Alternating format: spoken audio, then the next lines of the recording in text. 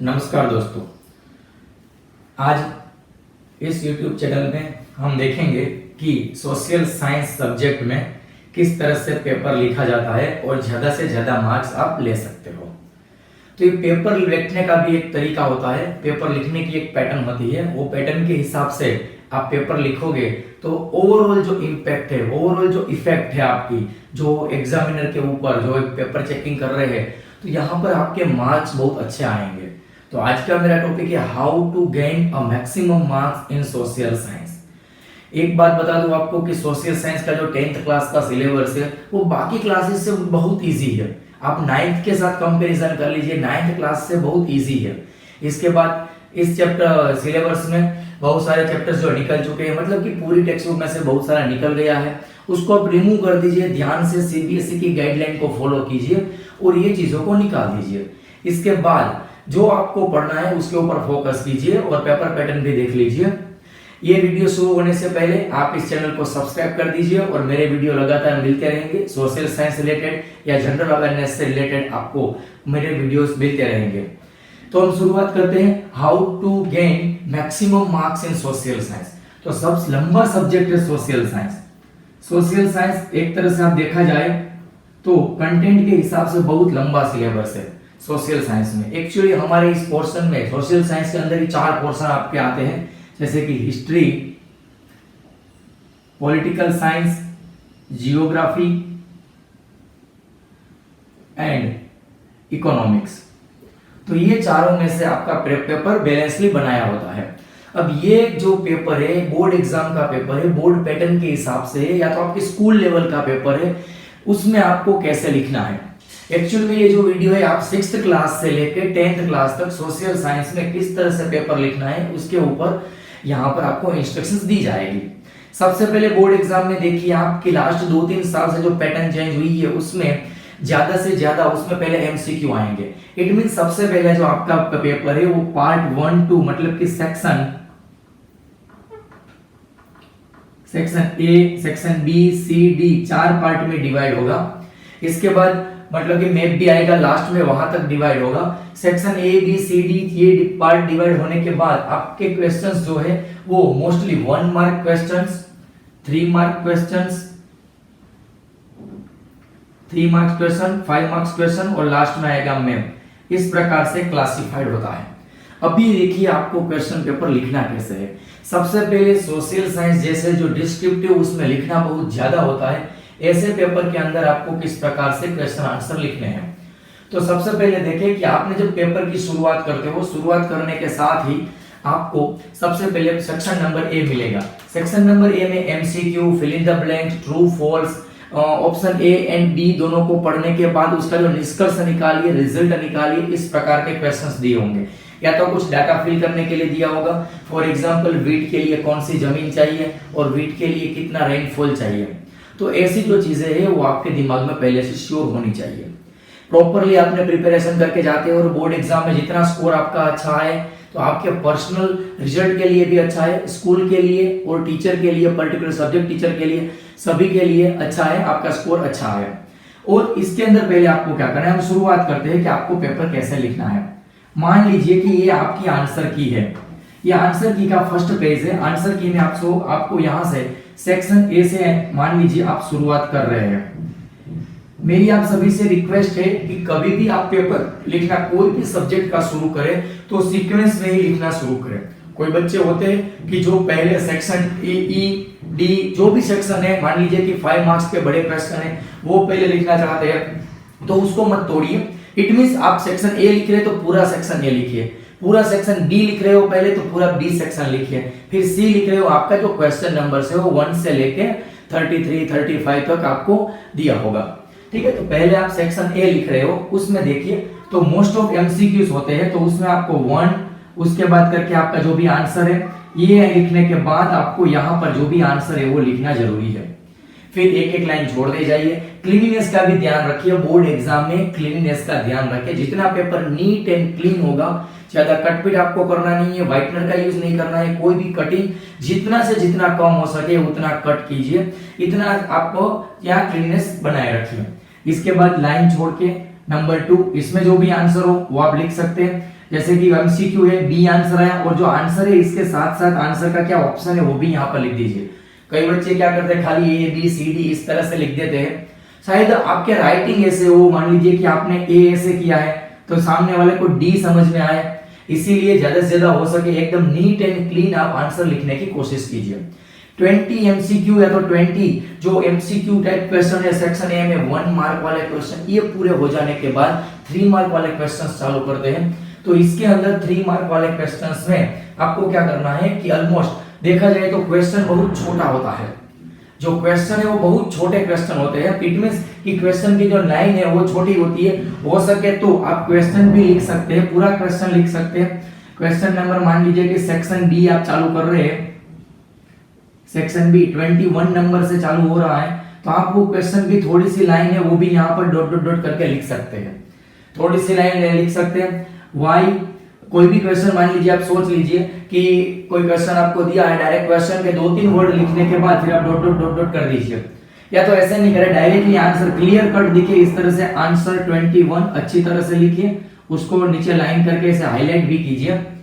मान लीजिए आप क्वेश्चन नहीं लिख रहे हैं तो यहाँ पर डायरेक्टली आंसर शुरू कर दीजिए। दूसरी चीज ये है कि आंसर लिखने में आपको ध्यान क्या रखना है कि कोई 3 मार्क के क्वेश्चन है, 3 मार्क्स में कोई भी क्वेश्चन दिया है पहले मार्क्स देख लीजिए कितने मार्क्स में है। हो सकता है वही क्वेश्चन 1 मार्क में भी आ सकता है, 3 मार्क में भी आ सकता है और 5 मार्क्स में भी क्वेश्चन एग्जामिनर पूछ सकते हैं। अभी क्या है कि उसके हिसाब से हमें इसमें कंटेंट डालना पड़ेगा। तो या 3 मार्क्स के जो क्वेश्चन है उसमें मैक्सिमम आपसे हो सके तो 6 पॉइंट बनाने की कोशिश कीजिए। यदि आपके पास कंटेंट है, आपने अच्छी तरह से याद किया है, इस तरह से एरो बना के परफेक्टली 6 पॉइंट बनाने की कोशिश कीजिए। आप हाफ मार्क्स के हिसाब से चलिए, 3 मार्क्स है तो हाफ आप 6 क्वेश्चंस यहाँ पर 6 पॉइंट बना लेंगे तो आपका क्वेश्चन बहुत अच्छी तरह से दिखेगा। ऊपर से स्टार्टिंग में एक लाइन यहाँ पर स्टार्टिंग के लिए लाइन एक डाल दीजिए और लास्ट में कंक्लूजन की लाइन डाल दीजिए, हमेशा कंक्लूजन की लाइन, ताकि आपका क्वेश्चन परफेक्टली इसका आंसर आपको सामने वाले को आप रिप्रेजेंट कर सकते हो, वो यहाँ पर प्रॉपर्ली रिप्रेजेंट हो जाएगा। कोई मोस्ट इंपोर्टेंट कोई हाइलाइट्स है, कोई मोस्ट इंपोर्टेंट इवेंट्स है जिसके अंदर, तो उसको भी आप बीच में ऐसे हाईलाइट कर सकते हैं। याद रखिए बोर्ड एग्जाम में कोई अदर कलर्स की पेन का इस्तेमाल मत कीजिए, कभी भी मत कीजिए। ओनली ब्लू पेन से आप लिख रहे हो उसी से ही कीजिए। तो इस तरह से आप हाईलाइट भी कर सकते हो इसके अंदर। और जो 5 मार्क्स के क्वेश्चन है सिमिलरली उसी तरह से 5 मार्क्स के क्वेश्चन को आपको क्या करना है, इसके अंदर आपको अराउंड 8 to 10 पॉइंट्स आपको यहाँ पर अरेंज करके रखने हैं। इट मींस कि सेक्शन नंबर सी जो आपका है, सेक्शन सी के अंदर जो आपके बड़े क्वेश्चंस आते हैं, इसके अंदर मान लीजिए कि आपका क्वेश्चन नंबर 30 से शुरू हो रहा है। क्वेश्चन नंबर 30 आंसर नंबर 30 से आप लिख रहे हैं, तो इसके जो पॉइंट्स है वो 5 मार्क्स का क्वेश्चन है, तो आप अराउंड 7 से 8 पॉइंट बना के लिख सकते हैं। हो सकता है 10 पॉइंट्स बना रहे हो तो बहुत अच्छी बात है, 10 पॉइंट्स आप बन सकता है, वेरी नाइस, गुड। और इसके बाद जो भी आगे बताया हाइलाइट्स वाले पॉइंट है उसको अच्छी तरह से हाइलाइट्स कीजिए। बीच बीच में आप स्पेसिंग भी छोड़ते जाइए, एक लाइन का स्पेसिंग, बट कहीं ऐसा ना हो कि पॉइंट आपने 1 लाइन का लिखा और 2 लाइन छोड़ दिया। फुल्ली कंटेंट, क्योंकि एसएसटी सब्जेक्ट ऐसा है उसमें प्रॉपर्ली आप डिस्क्राइब कीजिए, कोई भी चीज को लंबा चौड़ा डिस्क्राइब करके थोड़ा सा लिखिए। कोई भी चीज को आप समझाना चाहते हो अच्छी तरह से लिखिए उसमें, तो उसको लिखने के बाद 2 लाइन का पॉइंट लिखा, 1 लाइन छोड़ सकते हो, तो एकदम क्लीननेस के साथ आपका आंसर दिखेगा। ज्यादा स्पेस भी नहीं छोड़नी है वरना आपका पेपर बहुत खाली दिखेगा और लास्ट में बहुत सारी सप्लीमेंट्री भरी है तो वजनदार पेपर लगेगा। तो आपको क्या करना है कि दोनों साइड बैलेंस बना के अच्छे हैंडराइटिंग में बीच में 1 आध लाइन छोड़ के अच्छी तरह से पॉइंट 7, 8, 10 पॉइंट आपको बनाने हैं।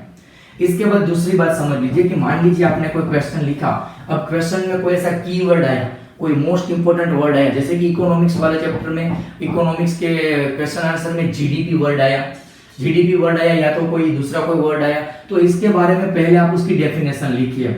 कोई भी वर्ड आया तो उसकी मान लीजिए कि डेफिनेशन आप पहले उसकी लिख दीजिए पहले। इसके बाद कोई जैसे कि सोशलिज्म आया, इंपेरियलिज्म है, इसके बाद कोई ना कोई ऐसे वर्ड आए, तो डेमोक्रेसी वर्ड आया, तो डेमोक्रेसी की डेफिनेशन, कोई भी कीवर्ड आपको क्वेश्चन में लगते हैं उसका कीवर्ड आप यहाँ जरूर नोट कीजिए और कीवर्ड की डेफिनेशन लिख दीजिए। तो एक इंप्रेशन जो है पेपर चेक करने वाले के ऊपर, वो आपकी इंप्रेशन बहुत अलग दिखेगी। क्वेश्चन में कोई ऐसे कीवर्ड आपको दिखाई दे रहा है जिसकी डेफिनेशन आपको आती है, वो डेफिनेशन प्रॉपरली यहाँ लिखिए, फिर एक लाइन छोड़ के आप उसको स्टार्टिंग कर दीजिए, लास्ट में कंक्लूजन जरूर लिखिए। कोई भी क्वेश्चन आंसर है उसमें लास्ट में कंक्लूजन लिखिए, कंक्लूजन टाइप 1 लाइन 2 लाइन लिख दीजिए, तो आपका ये जो आंसर है वो बहुत अच्छी तरह से हाईलाइट हो जाएगा और आपको मैक्सिमम मार्क्स मिलने की यहाँ पर कोशिश आप कर सकोगे और आपका स्कोर अल्टीमेटली अच्छा आएगा। एसएसटी सब्जेक्ट ऐसा है उसमें बच्चे 100 आउट ऑफ 100 ला सकते हैं। प्रॉपरली मेहनत करने के बाद बच्चे बड़े क्वेश्चंस में तो full out of full marks ला सकते हैं। जो छोटे क्वेश्चंस है उसमें आपको ध्यान रखना है, एमसीक्यू टाइप क्वेश्चन है, 1 मार्क के जो क्वेश्चंस है उसमें मल्टीपल चॉइस है या तो ट्रू फॉल्स है, उसमें फैक्ट डाटा जो होता है वो आपके दिमाग में परफेक्टली डिफाइन होना चाहिए।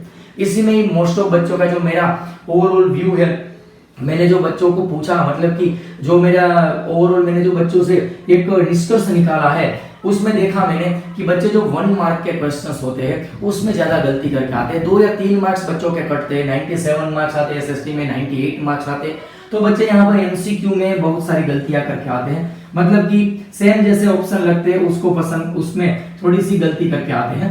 इट मींस ज्यादा मार्जिन भी नहीं छोड़ना है। यहाँ पर कई बच्चे क्या करते हैं, ये बुक का जो पेज होता है आंसर की का, पीछे इतनी लाइन छोड़ देते हैं, यहाँ पर इतना छोड़ देते हैं, बस इतने लाइन में लिखे जा रहे हैं, तो अल्टीमेटली ये दिख लगेगा एग्जामिनर जो चेक करने वाले हैं, पेपर चेकिंग करने वाले हैं, उनको लगेगा कि ये खाली पेज सप्लीमेंट्री भरने के लिए ही इस तरह से लिखा है, इतना वेस्ट जा रहा है। नहीं, अच्छी बात है कि आप यहाँ से थोड़ा सा लाइन यहाँ से छोड़ सकते हैं, थोड़ी सी मार्जिन रख के आप इसको अच्छी तरह से डिस्क्राइब कीजिए, अच्छी तरह से लिखिए। और पॉइंट एरो बनाने के लिए हमेशा सिंपल एरो वाले सिंबल इस्तेमाल कीजिए। इस तरह से लाइन लिख रहे हैं आप, अच्छी तरह से आप ऐसे लाइन इस्तेमाल कीजिए और आंसर परफेक्टली लिखिए। मान लीजिए कि आपको एमसीक्यू वाले जो है 20 क्वेश्चन है उसमें आपको आता नहीं है, तो उसमें जो बीच में है तो उसमें खाली भी छोड़ सकते हैं। इट मींस कि आपको 1 2 3 4 क्वेश्चन आता है, 5 नंबर नहीं आ रहा है। मान लीजिए हम बात कर रहे हैं सेक्शन नंबर 1 की, तो एमसीक्यू में 1 नंबर आपको आता है, 2 नंबर आ गया, 3 नंबर आ गया, 4 नंबर आ गया। मान लीजिए for example B C D इसके जो भी आंसर है वो भी आपने सामने लिख दिए, इसके जो भी आंसर है। ये लिखने के बाद मान लीजिए आपको 4 नंबर नहीं आता है, वहां पर लाइन खाली छोड़ दीजिए, फिर 5 नंबर लिखिए, 6 नंबर लिखिए। मान लीजिए आपने पेपर लास्ट पूरा करने के बाद आपको लग गया कि यहाँ पर मुझे ये आंसर दिमाग में आ रहा है, या तो आपने सोचा जो प्रोबेबली नियर बाय आंसर है वो आपने लिखने की कोशिश की, वो आप लिख सकते हैं। एमसीक्यू में कभी भी 2 आंसर मत लिखिए। कई बच्चे क्या करते हैं, यहाँ पर बी और सी 2 उनके दिमाग में आते हैं, दोनों लिख देते हैं, तो ऐसा कभी भी मत कीजिए, ऐसा करना नहीं चाहिए। जो भी आपके दिमाग में परफेक्टली है वो एक ही आंसर यहाँ पर आपको लिखना चाहिए। इसके बाद ट्रू फॉल्स है उसके अंदर भी अच्छी तरह से लिखिए, और जो भी फैक्ट डाटा है उसको ज्यादा काट पीट, ज्यादा ओवर राइटिंग मत कीजिए। दूसरी चीज है 3 मार्क वाले क्वेश्चन में, उसमें भी परफेक्टली मैंने बताया सेक्शन बी सेक्शन सी अच्छी तरह से लिखिए। लास्ट में एक आता है मैप। मैप में क्या होता है कि मैप आपकी बुक में उसके अंदर क्वेश्चन पेपर में दिया होता है, उसको कटिंग करके आपको लगाना है, या तो कई बार आंसर शीट में ही प्रिंटेड मैप दिया होता है। हर बार सीबीएसई की तरफ से अलग अलग तरीके से इंप्लीमेंट किया जाता है। अब देखिए, तो जो मैप होता है, मैप में आपको क्या करना है, मान लीजिए कि ये आपका मैप है, कोई इंडिया का मैप पूछा है आपको बोर्ड एग्जाम में 10th क्लास में, एकदम ब्लैंक होता है मैप। तो ये मैप के अंदर पहले साइड में आपने जो भी चीज यहाँ पर इंडिकेट किया है इसके बारे में आपके पास यहाँ इंडेक्स होनी जरूरी है। ये इंडेक्स सूची होना जरूरी है जिसके अंदर आपने सिंबल यूज किया, जैसे कि आपने ये सिंबल यूज किया है, ये हमने यूज किया है कोई कैपिटल के लिए, कैपिटल के लिए पूछा है आपको तो इसके लिए इस्तेमाल किया। कोई ऐसे रिवर पूछा है और आपने ऐसे ऐसे लाइन करके दिखा दिया कि चलो भाई यहाँ से गंगा रिवर, नर्मदा रिवर है, जो भी रिवर है, इस तरह से दिखा दिया।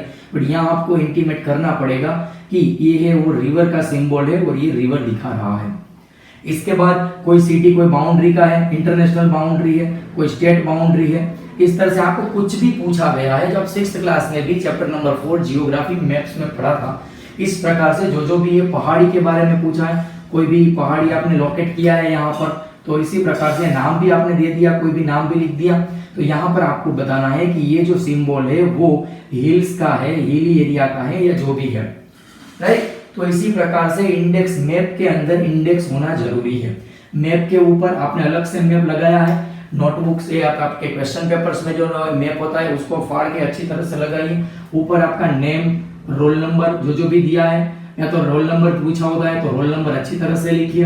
ये स्कूल एग्जाम के लिए भी जरूरी है, क्लास 6 to 12 के लिए 100% ये टेक्निक जरूरी है और ये टेक्निक को ज्यादा से ज्यादा इंप्लीमेंट कीजिए और एसएसटी में सबसे ज्यादा और अच्छे मार्क्स लाइए। धन्यवाद।